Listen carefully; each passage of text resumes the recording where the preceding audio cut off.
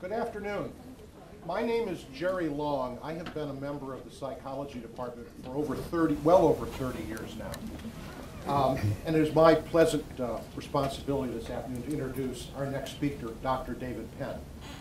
Now, in addition to my colleagues, I recognize many of the faces out there. I see a lot of my students, which is great, by the way. But I also recognize many of the alums who've come back to help us celebrate this 50th anniversary event.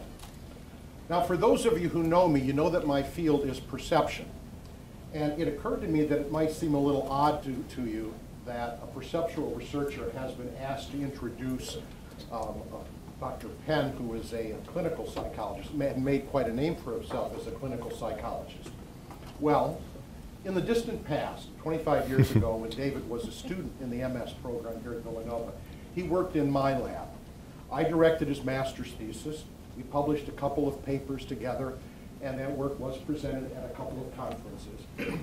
And I assure you that that work done in my lab was in visual perception.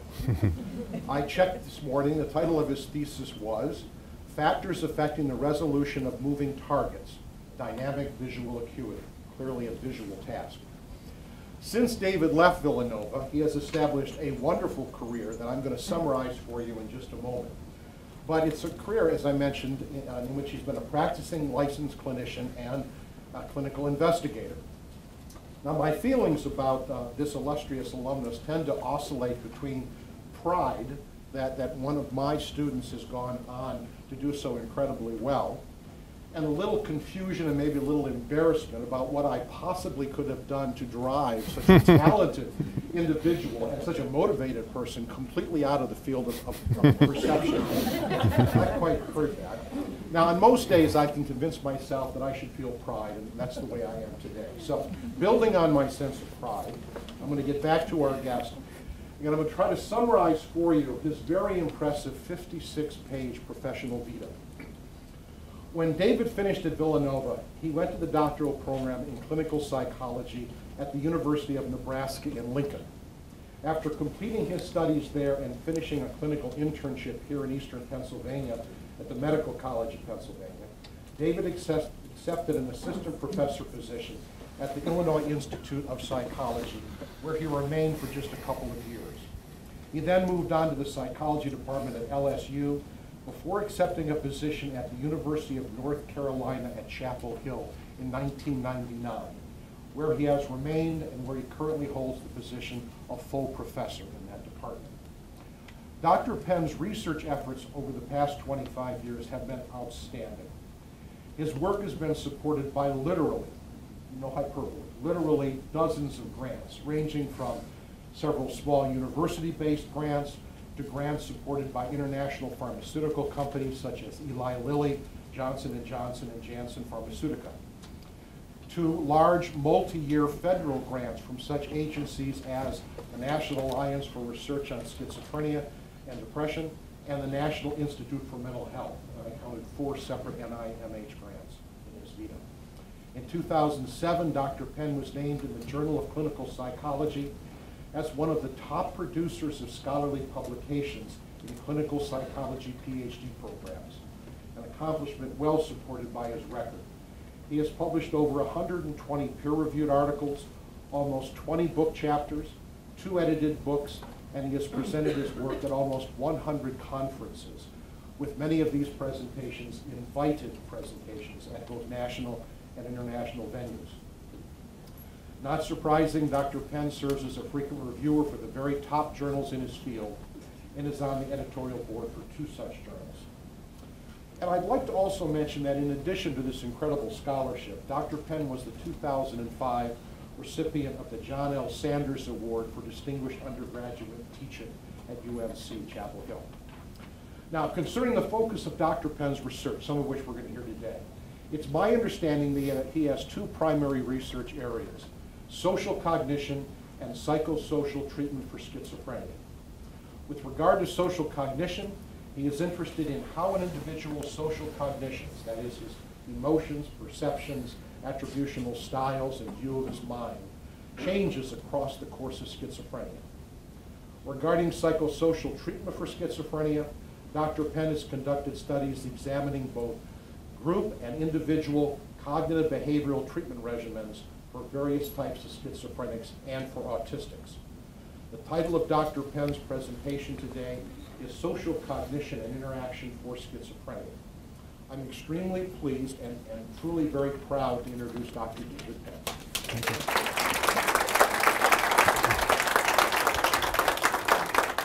Well, thanks, Jerry. I hope everybody could hear me well, okay. Yeah, it's a pleasure to be back here. I got my master's here in '86, and I think it's '86. That's what, '85. That's what it says on something, whatever it says on here. That's when I got the master's degree.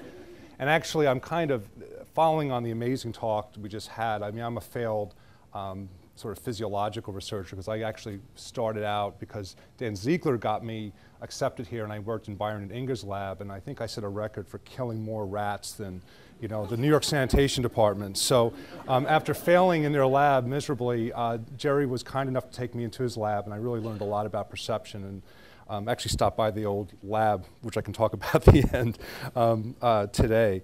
And it's an honor to be here. I really loved Villanova. I was here during the national championship in '85, and you know, it was a great time.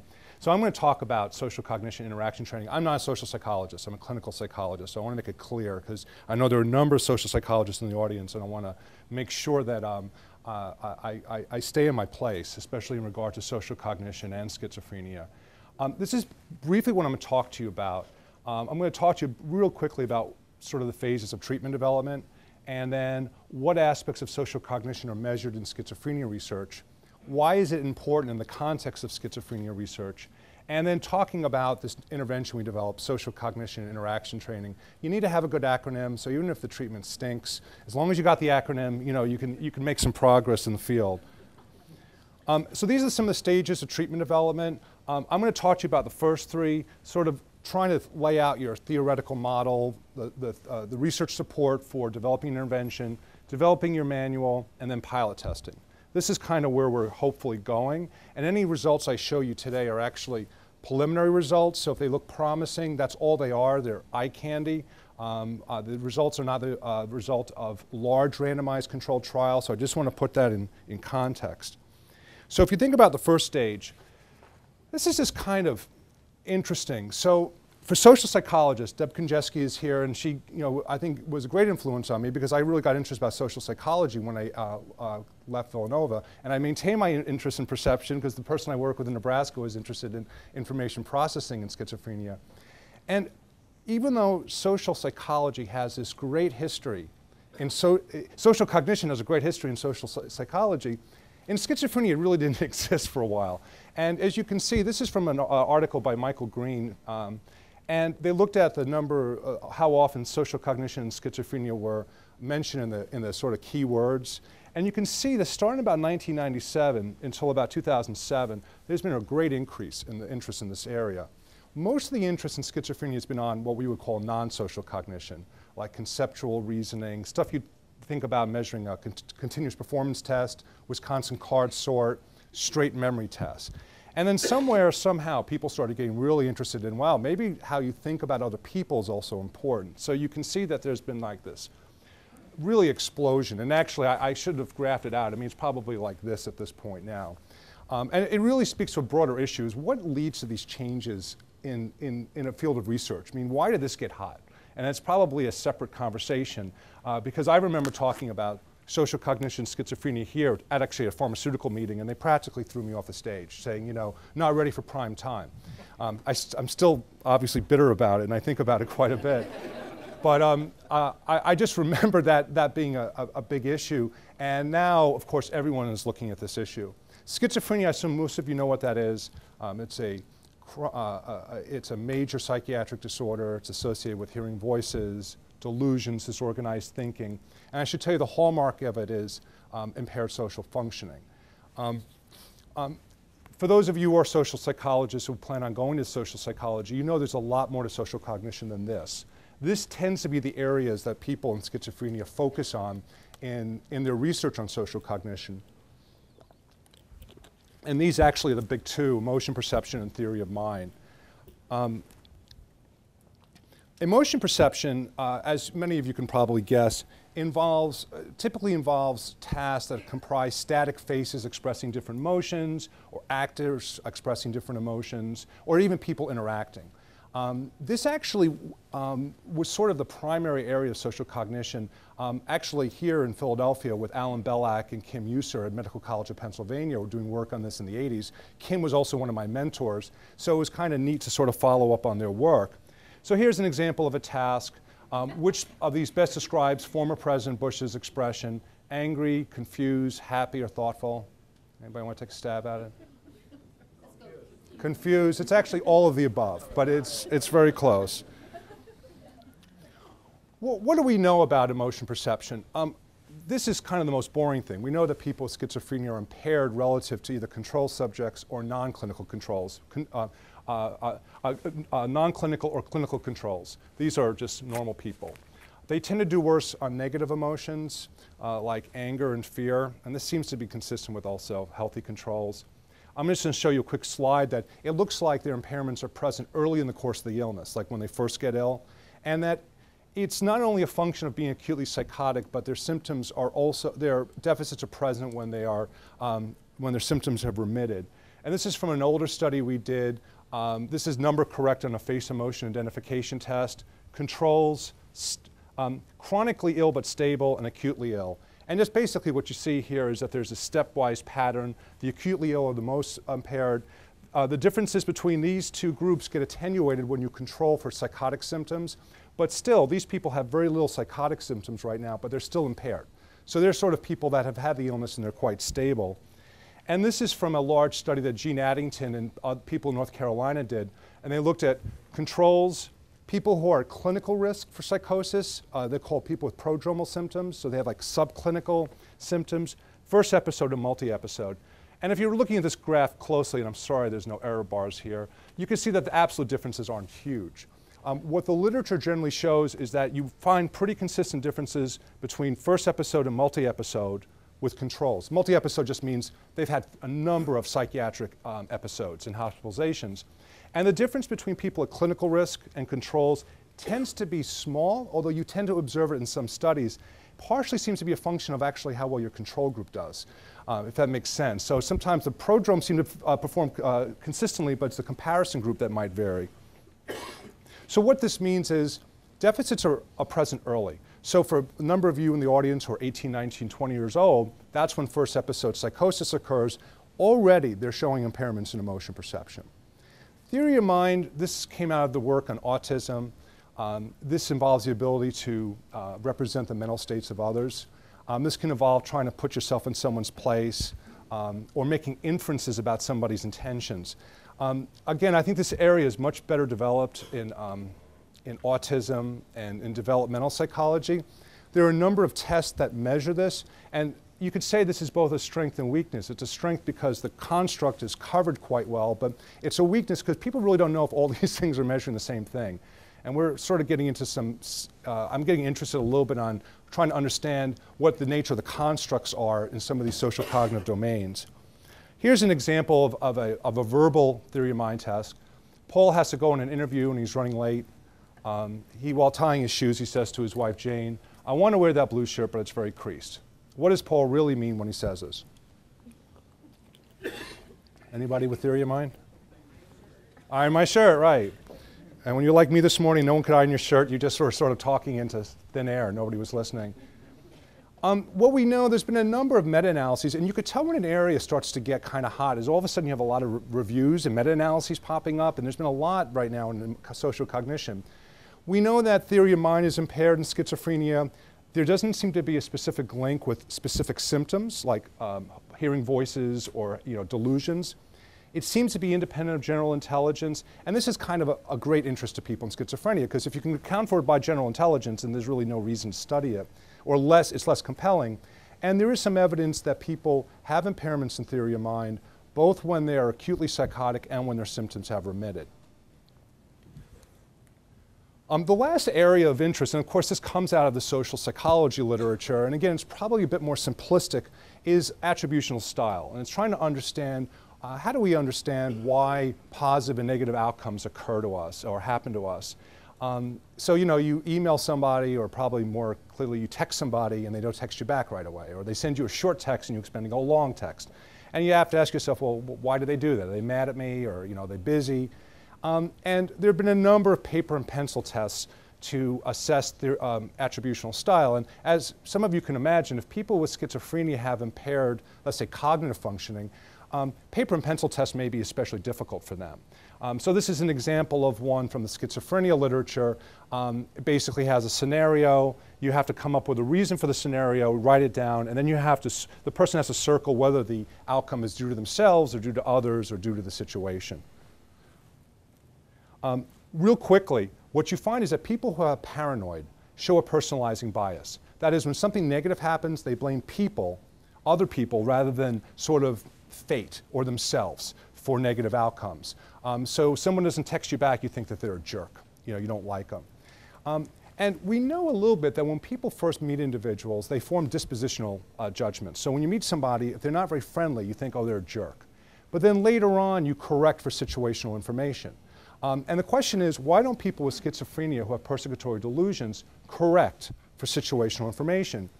Well, one is, research out of England showed that people with persecutory delusions have a high need for closure. Now, this is a social psych construct. It's a need for an answer right away. So if someone said to you at the beginning of my talk, I got to tell you something, but I'll tell you after this horrible talk's over, you know, you'll be like, no, no, tell me right now. That would be, you have a high need for closure. And the flip side of it is you have a poor tolerance of ambiguity. And it is shown that people with persecutory delusions need to have an answer right away. And then secondly, we also know that they have cognitive rigidity. They're not able to generate alternative explanations for an event that happens, so they often stick to the first event that they explanation. So why is social cognition important? Well, starting in 1986, Bob Liberman, a psychiatrist at UCLA, a number of models of social functioning in schizophrenia say that social cognition has an important role. Perhaps it mediates the relationship between cognition and social behavior. And there have been, as you can see here, a number of reviews, and FED is a recent meta-analysis, showing an association between social cognition and social behavior. Now, this might not be real interesting or sexy to most of you, but as schizophrenia researchers, this is kind of cool stuff, just in the sense that it seems to show a stronger relationship with social functioning than cognitive ability. And so people start thinking, well, maybe this is a reasonable treatment target that we should focus on, because, as I mentioned, social functioning impairments is like a hallmark characteristic of schizophrenia. And this is just an example of a study we did where we looked at trying to predict social skill in a 3-minute role play, and we looked at cognitive factors, social cognitive factors, symptom factors, etc. And we did hierarchical multiple regression. And what you see is the factors that accounted for the most variance were the social cognitive factors. I think the other thing that should pop out is there's a lot of unexplained variance here that we don't know what's accounting for social skill. But this is kind of typical of studies in this area where they're trying to say which one seems to contribute more, cognition or social cognition or symptoms? How do we explain it? And then, you know, does this have implications for treatment? All right, so just ending this conceptualization piece. So we came up with a little bit of a framework so we could develop a treatment. So imagine that guy there is somebody you see at Talentine Hall, one of the faculty perhaps, or somebody. And you walk, and we know that people with schizophrenia don't always look at the key parts of the face, which is the eyes and the mouth. And so early on, they're not looking at the correct parts of the face, and they may be extracting the wrong information. Now we know that people, especially if they're paranoid, have a high need for closure. So they want to make a decision right away what this person is, how they're feeling. So you may conclude this person's angry. Now they may be angry, they may be upset, they may have gas, they may have any number of things, but you don't know. The next thing you have to decide is, why are they angry? So then we know because there's this tendency to have a personalizing bias, the person's going to conclude that they're angry at me. And then because they are cognitively rigid, they won't be able to generate alternative explanations other than they're angry at me. And this will result in them acting unfriendly towards this person you see at Talentine. And this will reinforce their paranoia. So what this means is what we wanted to do was develop a treatment that would sort of address things like emotion perception, jumping to conclusions, attributional style, and also theory of mind. So we use this as our framework. The last thing before we sort of talk about the treatment is, can this treatment can social cognition be improved? Now, just real briefly, in terms of drugs, medications, most of the studies show that antipsychotics do not improve emotion perception or other aspects of social cognition. And this study, which I was not the PI for, is the largest study of atypical neuroleptics. Jeff Lieberman at Columbia is a PI, and we were able to look at some of the data for it. And so this suggests that maybe you should look at psychosocial treatments. And Bill Horan at UCLA did a review and basically concluded that psychosocial treatments have some promise in improving social cognition. Targeted treatments are like a probe. You come into a lab, they teach you some exercises to improve your emotion perception, and then they retest you. It's kind of a single session thing. An example would be someone comes in, and you'll see an example, and they have to look at a cross that's right over, crosshairs over the center of a person's face to focus their attention better. Broad-based are these sort of multi-component interventions. So they might include cognitive remediation, like cognitive exercises, social cognition training, and social skills training. The problem is that improves social cognition, you're not sure why. So you'd have to do what's called a dismantling strategy. Take apart the treatment to figure out what parts are most important. So we developed this manual. We called it SKIP. It took me a few years to come up with this acronym, but it held up the development of the project, but we were able to finally sort it out. And basically, it's a group-based treatment. We do it over 6 months, weekly for an hour, 20 to 24 sessions. And it's a group-based, as I mentioned. The first phase is focusing on improving emotion identification. And I'm going to show you an example in a second. We call it cold social cognition because we don't think the stimuli is personally relevant to people. So we're sort of having them look at these faces. They're not related to them in any way, and try to improve their ability. I'll give you some examples. We then have them spend a phase, teach them how to not jump to conclusions, and also try to help them make more benign attributions about events. And then finally, we sort of focus on even hotter social cognition in the sense that we want them to bring personal events into the group and then apply what they've learned. So this is really, and for those of you who are clinical psychologists or counseling psychologists or school psychologists, this kind of looks a bit like social skills training. So in phase one, I'm going to go through this kind of quickly. I don't know how much time I have. How am I doing? Okay. We introduce the concept of social cognition. We have people identify and define core emotions. So we show people faces, and we have them decide, how do you know someone's happy or sad? And I'll show you an example in a second. We link face cues with core emotions. We do various types of emotion training, which I'm going to show you in a second, to give them practice during the session and be able to link facial cues to specific emotions. We'll also ask people to imitate facial expressions because we find that the proprioceptive feedback actually well, I don't know if it's proprioceptive feedback, but imitating facial expressions in one study we did was associated with improved emotion perception. And the other thing we do is we have them try to identify their own emotions. So if people can't identify their own emotions, it may be difficult for them to identify the emotions of others. And this is because some people with schizophrenia have alexithymia. They're just unable to describe their own emotions. So over the 20 weeks of group, we have them actually sort of say, we ask them, how you doing? And then after a couple of weeks, tell me good or bad, give me an emotion, and we sort of gradually shape their behavior.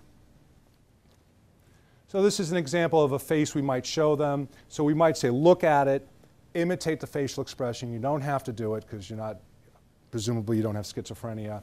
And then you can make a guess. And then we ask, how is the person feeling? We ask for confidence judgments because we want confidence judgments to be a cue for them. So if they're not confident, that means they should get more information. They shouldn't jump to a conclusion. And survey says sad. My graduate student developed this test, so if it seems silly, blame him. This is from the University of Pennsylvania. These are more faces. So what we do in a group setting is we ask people, when you think see if you can identify the emotion and tell us how confident you are. And then as a group, we sort of discuss, what things are changing. So it goes from least expressive to more expressive. You can see that. Anybody want to guess? Who said that? I said. All right. You're right. And there you go. Right, if not, talk to me after the presentation. And then the last thing is Dennis Combs, one of my former students, developed this task where you look at the face, you then have these crosshairs, and it's supposed to focus your attention. I think he's collecting eye tracking data to see if that actually is the mechanism. He's getting really good results. And so he finds that when you force people to look at the center of the face, this is associated with improved emotion perception in one of these targeted studies. So we've incorporated this into our group intervention. And that's what's the emotion. There's another one. The nice thing about these faces, as you could probably tell, oh, I guess the crosshairs didn't come up, is some of the old faces that are used are basically all Caucasian males. And Dennis got these, I think these are Canadian, and they are multi-ethnic. So it makes it a lot better, and I think much more realistic. One more. The second phase is trying to understand situations. So we try to teach people, and I'll show you an example of how to make more benign attributions. I don't mean unrealistically benign, but not automatically start blaming people for things. We play a variation on 20 questions for points, so they have to actually gather more points and not answer the question, not guess it right away. So we try to teach them how to ask more questions, kind of like the Columbo thing that was shown before, which I think was great. And then distinguishing facts from guesses. So what we did was we hired UNC actors to depict various situations in which people might get wrong. It's not the most professional, but it's a start. And we also show people photographs, and we ask the group members to identify, okay, what is a fact about the situation, and what is an inference that you're making? Because where a lot of the patients get it wrong is the inferences. So we want them to distinguish between these facts versus guesses. So we might show them either a photograph or a video, and we might ask each group member to list 3 or 4 facts. Some people go right to a guess. They'll say these are people in a dormitory. That's like the most common one. And what we want to show them is that there's more agreement on facts and less agreement on interpretations. And if you're not sure of your interpretation, gather more information. So this is one of the things that we'll do over a number of sessions. And I should also say that, you know, if you've anybody here work with people with schizophrenia? Okay. I mean, one of the things is we don't want them, some people with schizophrenia show a confirmatory bias. So they seek out information that confirms their paranoid delusion. So we don't want them to do that. We also want them to gather information that disconfirms their beliefs as well. So we want them to get more information, but not necessarily information that supports their belief that people are after them, if that makes sense. The last phase is an integration. We try to integrate what we've been going through in SCIT with what's going on in their everyday lives. And as you can imagine, a lot of these clients come in and you say, what's going on? They're like, nothing. So what we do in the group is, for each group member, they have a significant other that we stay in contact with, whether it's a mom or dad or husband or wife or child. So every week, we're actually trying to call the person and tell them what we're doing in group, send them like a summary of what they're doing and having them practice with their relative or friend. And also find out, are there things that are difficult for this person weekly that we could sort of bring up in group with their permission? So this would just be an example. This was of an inpatient, a guy. The Bill, Mary, and Eddie is this sort of simple heuristic we use to change attributions. And for those of you, again, who are clinical counselors or school psychologists, this is like a thought record. This person was very upset because their doctor didn't attend treatment team meetings.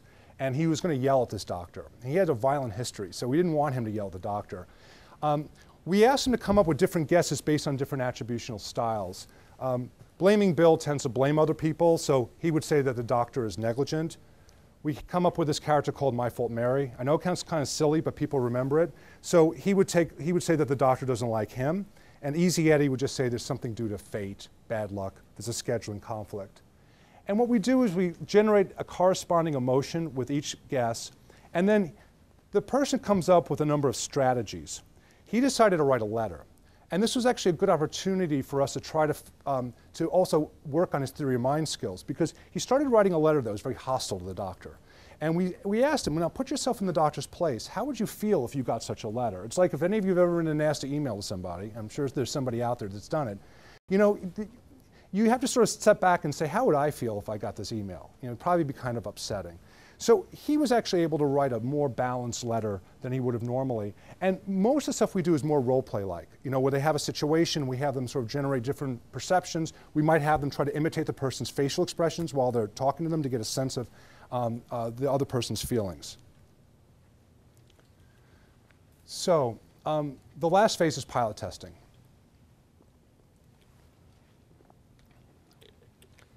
So again, this is eye candy stuff, and I think that the problem in the field of schizophrenia, at least from my point of view, is that there are a number of effective treatments.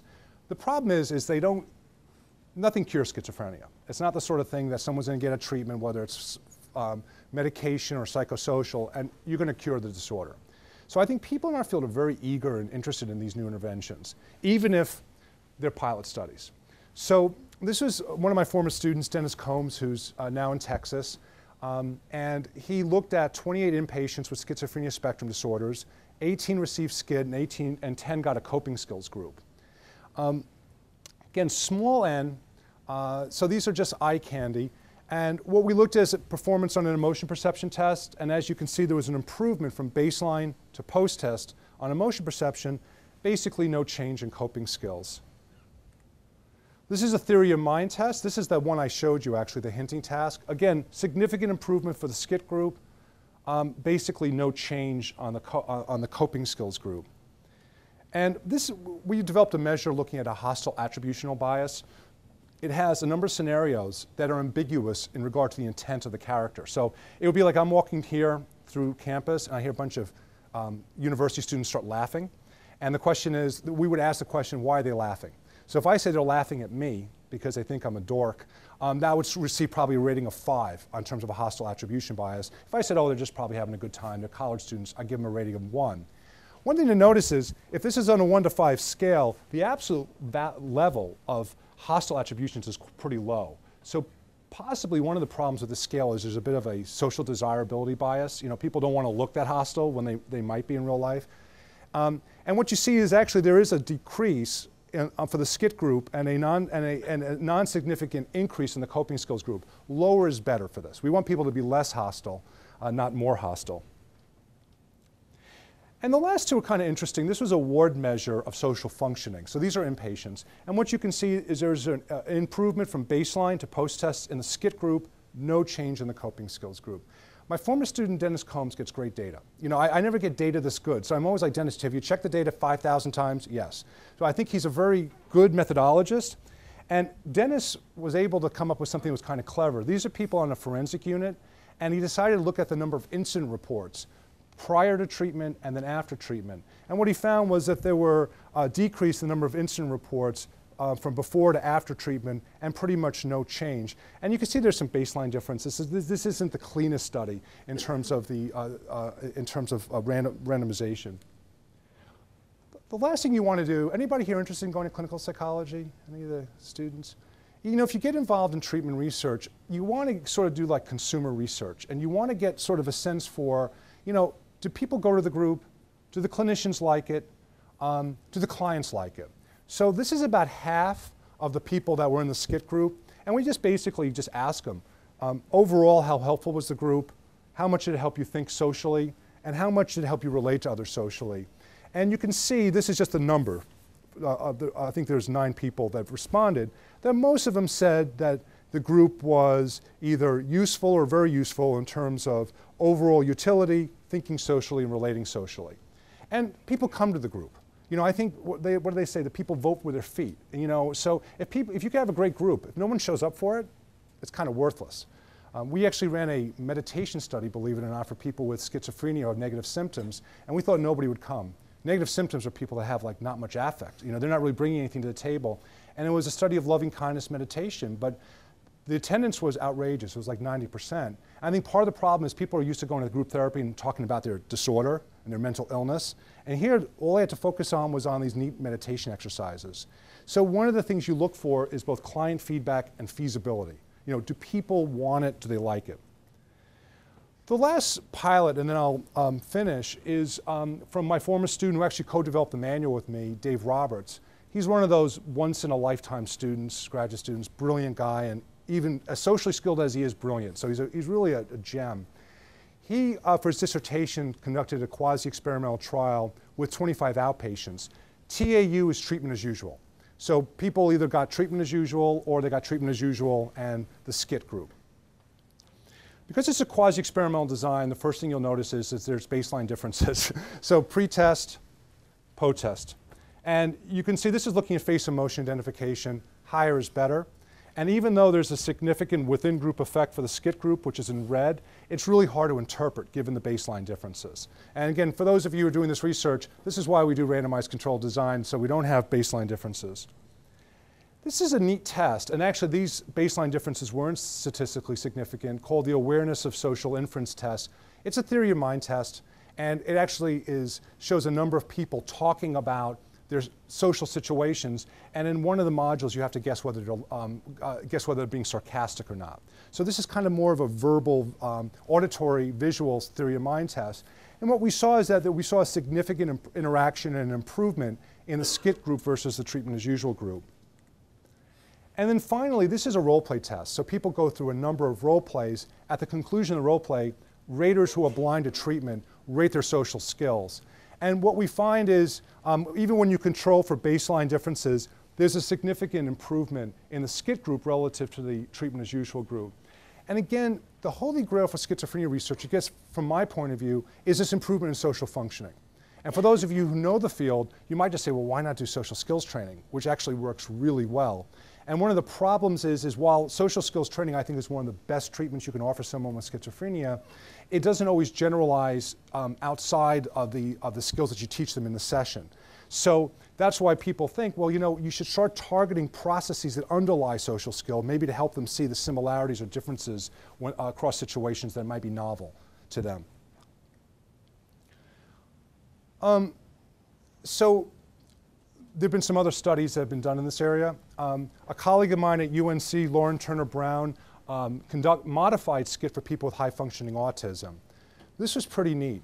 So she basically rewrote the manual, focused less on attributions, focused more on the emotion, perception, and theory of mind, and in particular emotions like the fact that some people with autism, and this is in my area of specialization, they'll talk to you, and then you want to sort of, you know, you lose interest after a while, you have to leave, but they'll keep talking to you.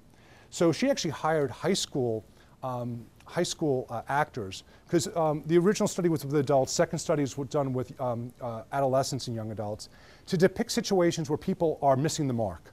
So, you know, if I'm talking to Jerry, and Jerry's like, okay, you know, I gotta get going, gotta get home, see my wife, and I keep following him out the door and talking to him, this would be an example of missing the mark. They're not picking up those cues. So we spent some time trying to teach them what are the cues. And the wild thing is, we actually ran one group, and they were able to identify it. And the conclusion of the group, both Lauren and Gabriel Dittger had to go home because they had young children at home. They had new babies. And they, even though they could pick it up during the group, once they had to leave, the clients were still talking to them. Like they couldn't figure, like 5 minutes later, it just didn't register. But it was a neat group to be in, and I really, really enjoyed just, I hadn't been around people with high-functioning autism. Dave did an open trial of SCIT in the community with an organization called Federation, it's called FEGS in New York. And this is with real mental health clinicians, real clients. It wasn't like some nice clinic associated with UNC. And then I just found out that Raymond Chan in China has done a pilot randomized controlled trial with individuals with schizotypal features. So they translated SCIT into Chinese, and they found some positive effects for SCIT in terms of improving social functioning. The other thing I want to mention is there's actually another study that came out in Turkey, and the reason why I want to mention is they found the more involved family members were in the treatment, the better the treatment effects. So I think it speaks to this issue, which a lot of us who work with clients know, it's hard to generalize these things out of the session. But if you have somebody who can help you do that, the better. So I was delighted to see that there's some good findings coming out, you know, elsewhere. So currently, we are just finished a randomized trial. This is a NIMH R34, and this basically NIH will support you to do a treatment development study. It's really a nice mechanism for those of you who are interested in treatment research. It's typically a 3-year grant, so it's not a big, you know, multi-million-dollar, but it will help you sort of get an idea of whether to get your manual written and to implement your treatment and get some preliminary feedback on it. we looked at, actually it's 66 outpatients with schizophrenia spectrum disorders, and I'll just show you the consort diagram in a second. And then Lauren adapted SCIT for adolescents with high functioning autism, and this was funded by Autism Speaks. And this was a neat thing. Honestly, her results aren't great. And this is the sad thing. The neat thing is that she would have, while she was meeting with the young people with high functioning autism, they would have a concurrent family session going on. And so they would try to make sure that they were covering the same information. I think a lot of the families wanted more support than education, because the families who were coming in were highly educated about autism, and even about social cognition. So there wasn't a lot we could add to it, but I thought it was exciting because this is what we envisioned it in terms of really getting families involved and trying to build in generalization. So I don't know if you can see this slide. This is the consort diagram. Again, for those of you who do randomized trials, they make you do these to show what is the flow of patients or subjects through the study. And this is, I got this last week, so my excuse if it doesn't add up is it's my graduate student's fault, but I think I looked at it. So we had 234 people referred to the study. We phone screened 137. 97 passed the screen. Then the rest were baseline screened, and we had a number of people that failed the baseline screen for various reasons. And then you could see 66 people got randomized to treatment. They either got SCIT or treatment as usual. And there were actually very few dropouts, about 3 in each group. The problem with doing this sort of research is if you offer treatment and you only touch base with people every 6 months, and these clients don't always have the most stable housing, you're going to lose touch with them. So we actually, now we SCIT people we see because they come in a group. We ask the treatment as usual people to call us every week, just to tell us, are you still at your address? Is everything stable? So we can maintain contact with them. We are literally just analyzing the results now. And right now what they're looking like is a SCIT group is doing better in terms of a measure of social functioning, lower negative symptoms, which is a really tough thing to change. And there's some evidence that their attributions are becoming more benign, less hostile. There's actually some weird findings with the treatment as usual group doing better in terms of self-esteem. So we have to figure out, is that a real finding, or is there some sort of outliers that are involved? And again, for those of you interested in this treatment research, our next step will be, imagine 33 people get assigned a SCIT. A lot of these people don't come to every session. Some of these people don't go to any sessions. So when you do these analyses, they're called intent to treat. So you look at whoever was assigned to treatment, whether they attend or not. Our next step will be to look at people that maybe attend 50% or more. That's sort of the criterion, and see whether these treatment completers are improved more than the treatment as usual group. And these should be our stars. And the other thing we'll eventually look at is we've been recording how often the therapist had contact with a significant other. And they rated the significant other in terms of the quality of the contact. Like, were they really interested in helping their relative improve? So we're going to look at sort of these star relatives or friends to see whether people that had more support outside a group, whether they improved more relative to people that identify a significant other, but they really didn't want to be involved. And you can imagine, these are people with chronic schizophrenia, by the way, so a lot of their some of their significant others, not all, are other people with schizophrenia. So it makes it a little bit more complicated. And some of them are other therapists. So it was kind of a mix in terms, it's easy when you work with young people where you can say it's mom and dad. That's really the best. So to summarize, we feel like SCIT has promise in improving social cognition and social functioning, but like I said, this is just eye candy research. We can't be very confident in the results until large-scale randomized controlled clinical trials are implemented. Because I think the state of the field, people have been implementing it in a variety of countries, and we've done trainings in a number of them, in UK, Australia, Turkey, Spain, Finland, Japan, Hong Kong, and Israel, and hoping that some of the results that come out of their laboratories will be positive. As you can imagine, this involves translation and back translation and a lot of work. But I think it's nice that they're eager for this, and again, I think we're on that. I showed you that increase in number of articles on social cognition. It's like we're sort of at that peak of the wave right now. People are interested. In 10 years, they're going to be interested in something else. My guess, motivation, which I think is really, really important in this area, but it doesn't get as much press. And I think the greatest challenge is generalization to real-world behavior. I always say if we can't improve social functioning ultimately, then I don't feel our treatment is very useful. So we want to improve social cognition as a means to improve social behavior. I should also note, in terms of Dave Roberts is my former student, Dennis Combs, a former student of mine at LSU, another outstanding student, supported by NIH, and we also got support from the Foundation of Hope in North Carolina. That provides seed money for pilot projects, and it's typically administered through the Department of Psychiatry, and they were actually able to support Dave Roberts' dissertation on this. So we're really fortunate, because if it wasn't for that funding, we wouldn't have been able to get the R34 funding at all. Thanks.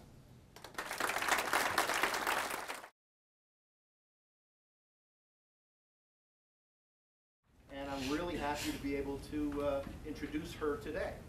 Dr. Patricia Manyburger. She's a staff research scientist at the Human-Centered Systems Group at Honeywell Advanced Technology in Columbia, Maryland. She got her BA in psychology from Villanova in 1991. She then got her master's degree in human factors psychology from Catholic University.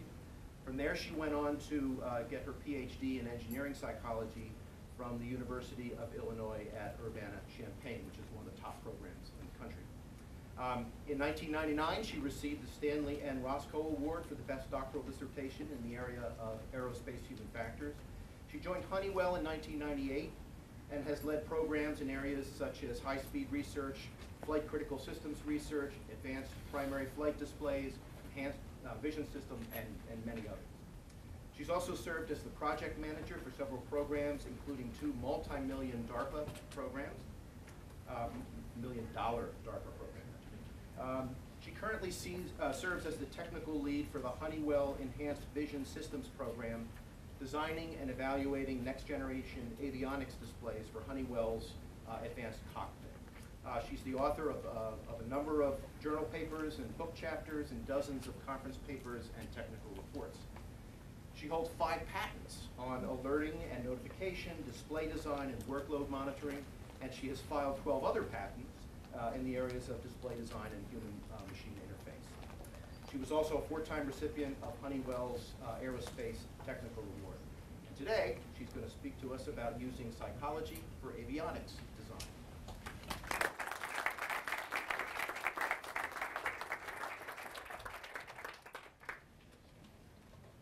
Thank you, Dr. Foulke. Let's see. Let's put on a presentation I know something about.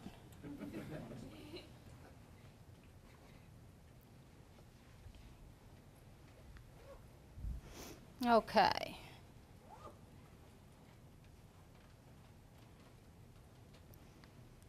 As they say, let's move on to something almost completely different from what we've heard about. It was my pleasure to be invited back here, and I loved Villanova. I enjoyed my 4 years here.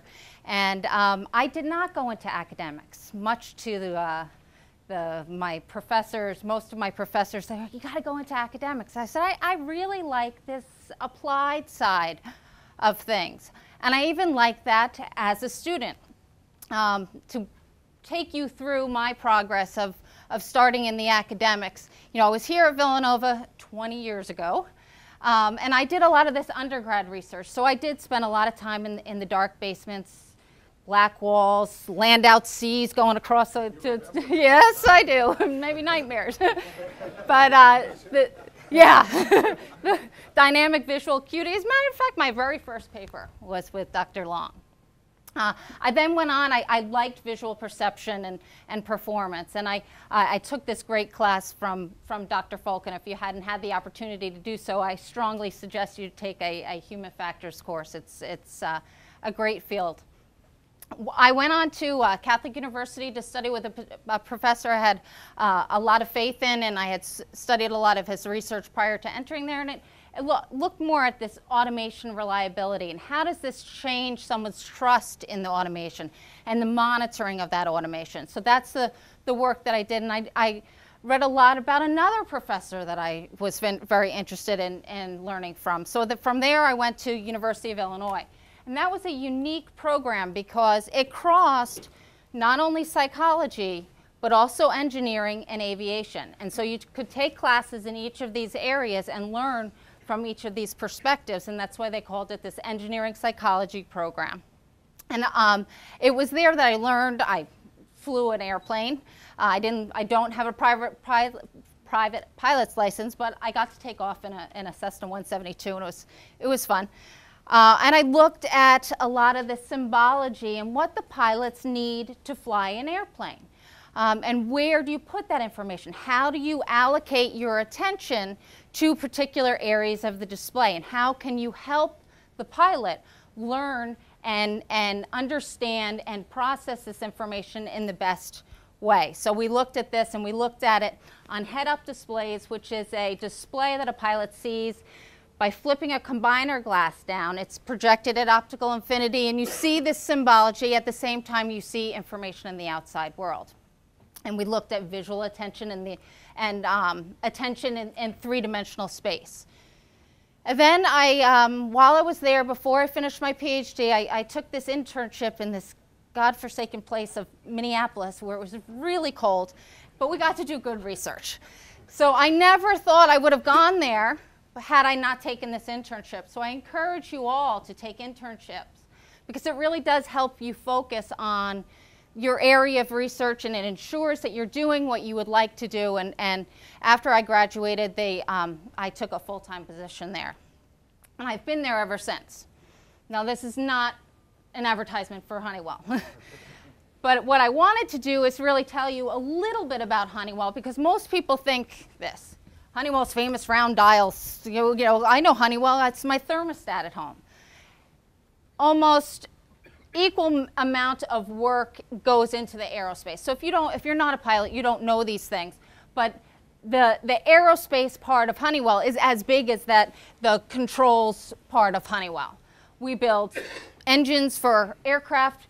We build landing and lighting, and the APU that saves Sully coming down, that was Honeywell. We helped continue to give him that power that allowed him to land the aircraft, even though it was on the Hudson River. The other thing that I mostly focus on is the avionics. How do you present the information to the pilots on board the aircraft? And aerospace goes everything from pilots of small aircraft, general aviation aircraft, business aircraft, large air transport, helicopters, and the Orion program before that was canceled. That was canceled. So what I'd like to do is tell you a little bit about my favorite field of human factors, a little bit of about the history and how I got there, and then two specific examples of research that's done in an applied environment. Okay, so human factors, and correct me if I'm wrong. It's really looking at the interaction between the user of the system and the system itself, and how do you develop the best interaction between those two. Some people refer to it as the human-computer interaction. Humans are good at certain things. Machines are good at certain things. Humans are very good at the advanced level processing, the complex problem solving. You might not have all of the answers, but the person will figure it out. That's how Sully figured out how to land that aircraft. The machines are really good at remembering things, monitoring things that we find boring, and for vigilant purposes, we can't continue to monitor. So how do you allocate functions to each of these individuals so that as a whole the system performs well? The field itself was born out of World War II. What was happening there is, obviously we're out of war, but look at how many aircraft we actually lost in the United States, not due to fire, but because they were actually crashing. And they were crashing for no good reason. What was happening to our pilots? Young kids, didn't really know, didn't have the basic, oh, how far did I go? Didn't have the basic training here, and they weren't trained to respond to emergencies. That wasn't even part of it. It was stick and rudder. You know how to fly it, get out there and fly the airplane. There were no standards. FAA didn't exist. So there were no standards and no procedures and nothing that they had to do in particular to fly this aircraft. There were no rules. And then they didn't really have a lot of the high functioning instrumentation. So for instance, a pilot might be flying along and basically without a lot of the instrumentation, they fly by looking out the window. And if you look out the window and you don't recognize where you are, you don't know where you're going. And if you look out the window and you start to get bad weather conditions, what they call IMC, instrument meteorological conditions, you can't see out the window at all, and therefore you have to rely on your instrumentation. If the instrumentation fails, or if that instrumentation doesn't give you the information that you need, you don't know where you're going. You crash that airplane, you run into mountains, you do things like that. So going back to the history of things, you think, you know, as a student, how much am I learning now that I'm going to be able to take with me later on? So my first paper, and no, this is not an electronic version, because I am old enough, there was no word processors, and we had to type it up. And I saved it. So if you as professors ever wonder if you have influence on your students, you do, because we save these things. And look, this is what I was interested in 20 years ago, and I'm lucky enough to be able to be doing it today. It's almost exactly 20 years ago. So what do I do as a staff scientist within Honeywell with human factors? When I first started, it was a real small group, and Honeywell, you know, builds all these great things, but what do we really need human factors for? Aviation has advanced. We do a good job. Our displays are good. We got them on Gulf Streams. We don't really need human factors. Well, as things progressed and as we began to influence the design of our products, they actually got better. And so people within Honeywell started to notice that. And now today, many of the human factors folks that sit in my group don't participate on these programs. They lead these programs. So you have a human factors degree, you can go in and build very advanced products. You work on a multidisciplinary team. I have, you know, computer scientists, or we have our flight ops department. We have graphical user designs. We all work as part of a very multidisciplinary team, and together we create these products. But we do a lot of things within this cycle of human factors. The first thing we do is we go out with our, what we call product management group and marketing group. We heard a little bit about the marketing yesterday. And we find out what our customers want. And our customers are everyone from Boeing or Dassault, Bombardier, the people that build the jets, to the operational centers like the Continentals and Southwest Airlines, if I can mention them today, the people that fly the planes. And we find out what it is that they need, what it is that they want, what things, how they're not supported today. We then break things down. We do things like task analysis and functional allocation, where we decide what systems need to, what tasks the user needs to do, what tasks the automation needs to do, and how do we integrate those two. And then we look at technical feasibility as far as what can we do now, and what kind of development do we still need to do? What kind of research do we need to do? I spend a lot of my time in this area. Everything from beginning user interface design, focus groups. We spoke a little bit about focus groups yesterday, getting the right people in the room to talk about the things that they need to do, the problems that they have and how we solve those things. Rapid prototyping. This might be just on your computer, that you decide how something is going to look. It doesn't have to be a full-up evaluation and a flying aircraft. It can be something as, you know, paper and pencil sometimes to draw up designs to see, is this what you want to see? Is this how you use it? And you go through that type of process. And then as you progress through here, you're progressing in maturity and then the TRL of the technical readiness assessment. Then we move to the different types of evaluations. And as you move through here, they become more formal. Heuristic evaluations just sort of come on in. What can you use? How do you use it? How well can you use it? What things should be changed to really perfect the type of system that we're developing? We go through usability, where we actually get the interaction with the system itself and see how well that they're actually performing. And then we do simulations. The simulations might be in our part task, low fidelity simulator, or it can be everything from taking that same software and plugging it in through a number of mechanisms into our aircraft that fly and going and flying the information. At some point, we do need to, this organization, the Federal Aviation Administration, needs to be involved, because they care about what's on our aircraft. They care about the safety of the flying public, and they want to ensure that things that we develop are going to be safer than what's currently out there. We continue that through this cycle with more flight tests to continue to know that this system that we've developed is truly safe and is going to be something that can be integrated onto the aircraft. And then we continue to follow our system to see if the products that we have out there can be improved in some way. And one of the projects that I'm going to talk about a little bit later today is a Smart View project, or a Smart View product that we're enhancing. We're enhancing with an additional capability. All right, so as a human factors person, a lot of time they ask us, well, if you use my system, what is the workload level? And workload is, nebulously defined of just the amount of demand needed, the cognitive resources in order to complete your task. And there's a lot of ways that you can actually get at workload. The first one is the primary task. You give them the task, you see how well they do really well.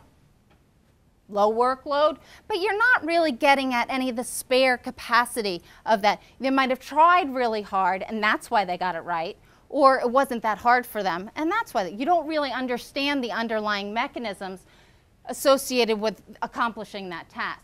So you might try secondary tasks. So you give them their primary task, and if they have any spare resources, you want them to complete their secondary tasks. And that really looks at the amount of resources, and you try to tap that so that you get to the edge of their workload levels to be able to figure out how much they can handle in the workload.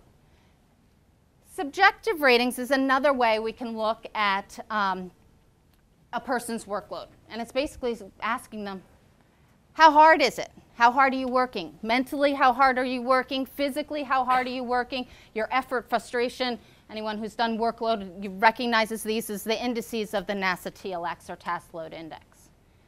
The last thing that I want to focus on is the physiological measures. And in particular, EEG, which we heard a little bit about at the opening of this session, looking at the neurophysiological mechanisms and how that actually changes with workload. Because we can look at these things unobtrusively. Unlike the rats, our subjects don't like things pointing into their brains. But we can look at EEG, and that is the most direct measure, looking at the electrical brain activity while you're accomplishing your task. And as you even saw with the rats, you need to see your participants working in order to understand how the behaviors manifest themselves. So I'm going to take this neuroscience that you had the pleasure of hearing about earlier today and take that and move it into the field of human factors. I'm going to call it neurotechnology to study it, and I'm going to call it neuroergonomics because my previous professor coined this term, and now we have to use it. It's neuroergonomics, of taking that neuroscience and applying it to human factors, or ergonomics, of understanding how the person at work can actually conduct or understand their workload while they're conducting their task. Now, this is a 256 electrode set on a baby, and this is typically how you see EEG work done. It's in the laboratory, it's in a controlled environment. You can do it on a baby so the babies don't tend to stay still, so you know that you're going to get a lot of noise in this data. One of the DARPA projects that we worked was called Augmented Cognition. And it was, very DARPA for the students that don't know the type of research DARPA funds. It's far out stuff. It's, the things that nobody else wants to touch. It's the risky things. So they throw a lot of money at you, and they try to have you solve it. So this particular project, Augmented Cognition, pinned each of the very large companies. It was Boeing, Lockheed Martin, Daimler Chrysler, and Honeywell, with the individual military organizations to decide, I want you to measure neurophysiologically what's going on with these individuals. I want you to take that information, feed it back into the system to create a closed loop system that's driven by your neurophysiology. And Boeing, you're going to do it for the Air Force. Daimler Chrysler, you're going to do it for the Marines.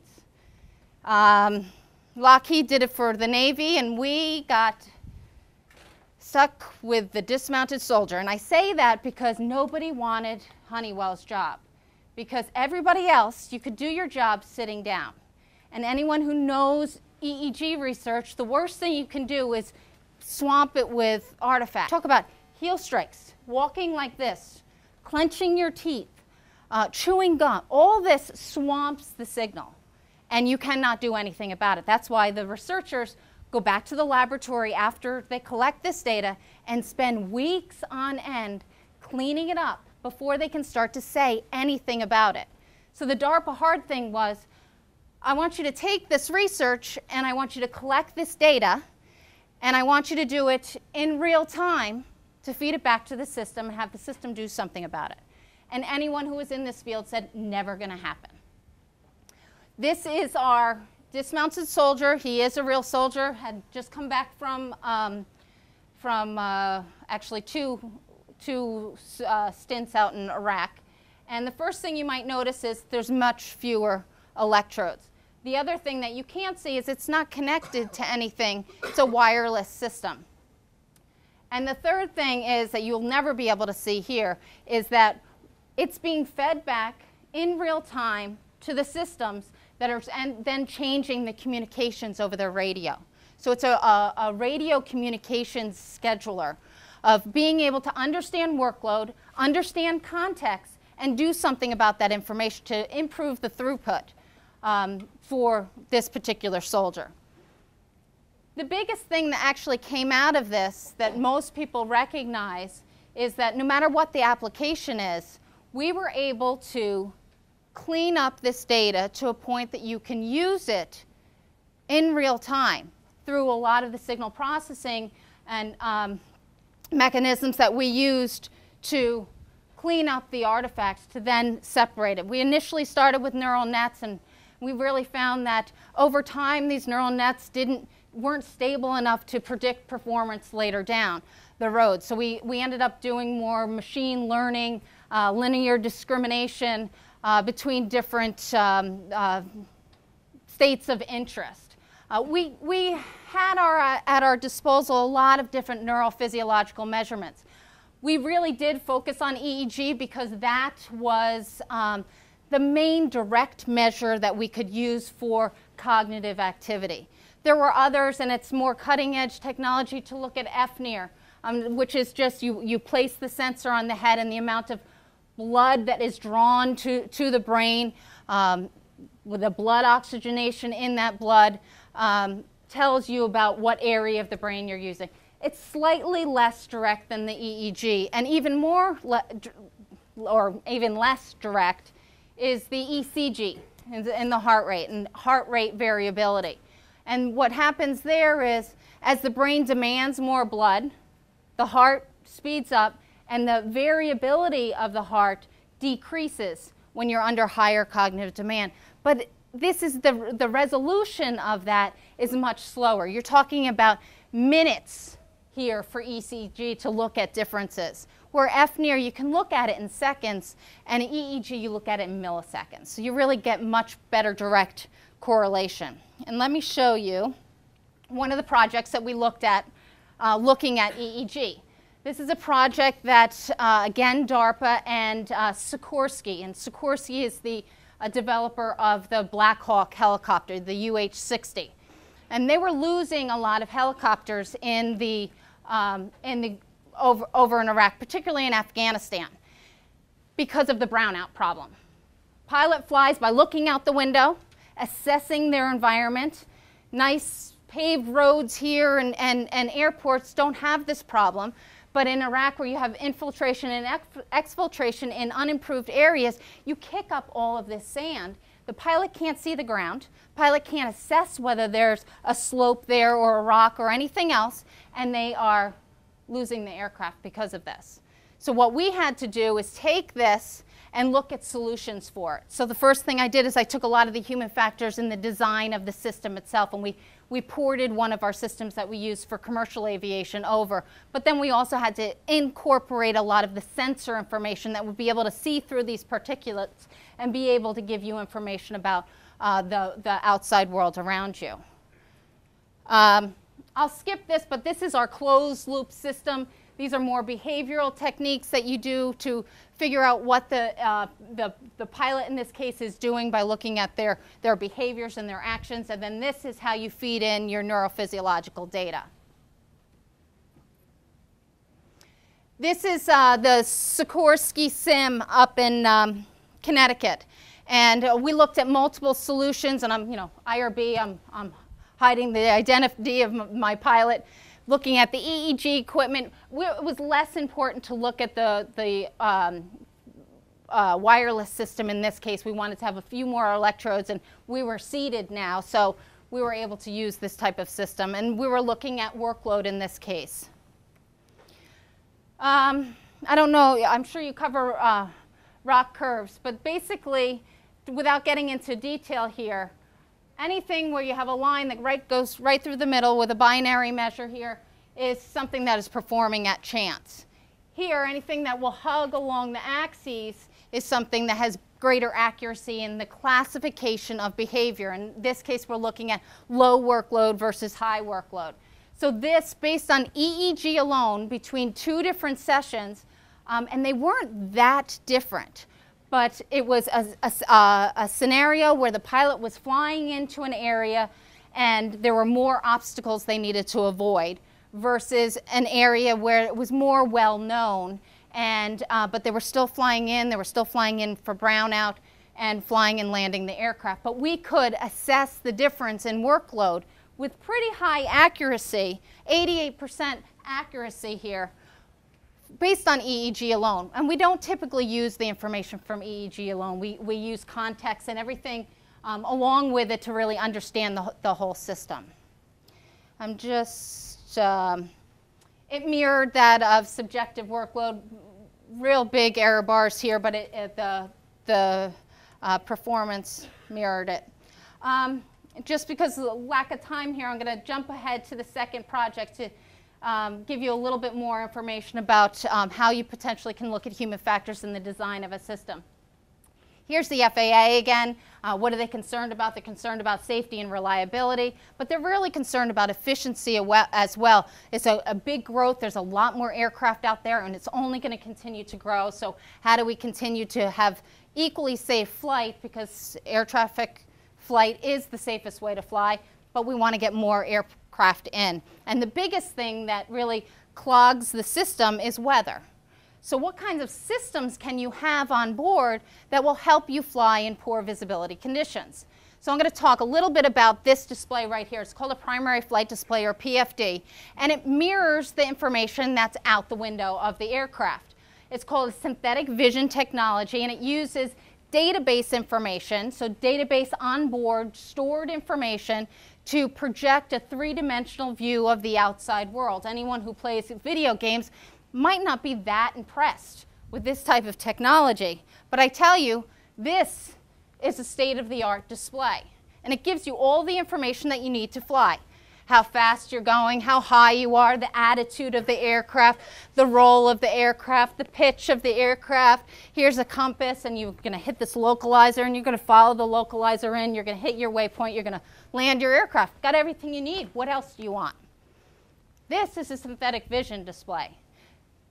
I guarantee you, if I give this to my 10-year-old, he can fly it, because this intuitively is going to give you much more information, much more situational awareness of what's going on. And if you were a pilot who couldn't look out the window and saw this versus this, which would give you more comfort? Which would give you more understanding of, yeah, I know where my runway is. It's going to take me right down into where the runway is, but I know where my mountains are. if I have to fly a missed approach, which means I'm not going to land but take off, I'm going to know exactly where the danger is. So this is one of the displays that we have that was just recently certified and is flying on the Gulfstream aircraft. So this is the type of system that we do. I got 5 minutes to tell you about the results of a EVS display, Enhanced Vision System. We like acronyms too. Where we take the information and the studies. This is a laboratory environment, big screen in front of you, displays, real hardware. And we take it into different places. This is on our research aircraft. It's a sovereign aircraft. We had to put this camera on board. Now I'm going to take real-time information from a sensor and integrate it onto this synthetic vision display that I told you was based on an onboard database. So it's not going to have any information about anything that's changing in real time. As a matter of fact, the resolution itself is not that good. It can tell you where the mountains are, but not where the peaks are. It's not exactly the perfect, because you can't afford to have that kind of space on board the aircraft. So here I'm taking information, now I'm integrating it with a sensor, and I'm going to put it onto the same display so that everything that's in here is a sensor information, and everything that's outside is based on that database. Now I just have to make sure the two are correlated. I'm not going to go all the way through this, but I'm going to take you flying a little bit. This is going into Rutland, Vermont. It's not real low visibility. The clouds are high, but the pilot's decision height is very high because of the mountains around it. That decision height is the point at which the pilot has to decide, yes, I see the runway and I can land, or I'm going to fly a missed approach. If I start this, I'll just see if it works. Okay. So when the sensor is in the clouds, it doesn't see much but this pixelated kind of poltergeist image of the area around, because an IR camera is going to see the heat of its source. This is out the window. That's what the pilot's seeing when he's looking out the window. What it picks up that the pilots need to know is the approach lights. It's these blinking lights right before the runway that confirms to the pilot, I am where I think I am, and I am assured that I'm in the position where I think I am. That's what the FAA cares about. Here's your runway, and here you start to see nothing on here, but these lights that are coming in here. And that's what it's assuring. My FMS, my flight management system, is telling me your runway's here, but can I be sure of that? Well, the sensor on board the aircraft is telling me the lights are just beyond that runway. Yes, that's where I expect to see them, and that's where they're coming up, and I'm still not seeing it out the window. So this is what's going to give the pilots and the airlines a little bit more what they call operational credit. If I have this on board, it's a safety system, but it's also a navigation system. And if I have this on board, I'm going to let my pilots fly a little bit lower to the ground because I know they have more information than they would have otherwise with that blue over brown display, round dial attitude display. So that's what you're getting here. And really all of this, if you continue to have low visibility conditions, this is giving you all the priming that you need of, I know where I'm landing, I know where I am, I know where my runway is, this is my flight path marker, I put it at the end of the runway, I continue doing this, I'm going to land safely. And that's what you can do. And this is still very high. This is still at 1,400 feet. Pilots are doing this at 100 feet above the ground. And I can't fast forward through this, and if anybody's interested, I can show you. I'm going to be running out of time here, but I can show you what it looks like if you're flying at 100 feet above the ground. It's pretty darn close. Here's 250 feet above the ground, and that's what the signal would actually look like. You're almost right on top of that runway. So this is what you get with this smart view information with sensor data. You're allowing the pilot to confirm this position. It's best of both worlds. You have the situational awareness of the mountains around you, but you have the information, the focus, the visual attention focused on the area that's most important right in the center of the display. It's not on a HUD that you have to look through anymore, so you have this unobstructed view of the world when you transition to the outside environment. Smooth transition because of the priming, you know where you're looking, and so you're enhancing the situation awareness. We do this in all kinds of environments and all type of aircraft, take all the measures that you all are learning to do. Someone said it yesterday, statistics.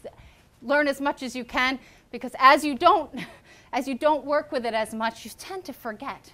So learn as much as you can. And then finally, for my last slide, is just to tell you, these are the methodologies. This is just a small sampling of some of the methodologies that you can use in human factors. I thoroughly enjoy my job. I get to do things different that are different every day in all different types of very challenging environments. And I owe it to Dr. Foulke.